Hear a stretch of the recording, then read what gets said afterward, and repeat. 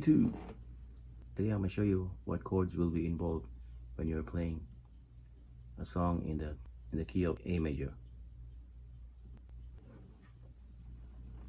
So A major, you might use D major, E major,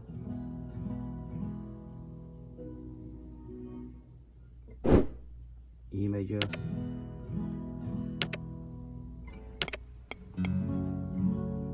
F sharp minor, B minor,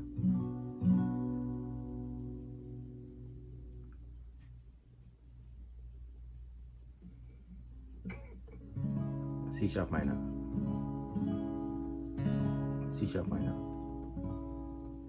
You can play bar chord or you can play this one without the bar.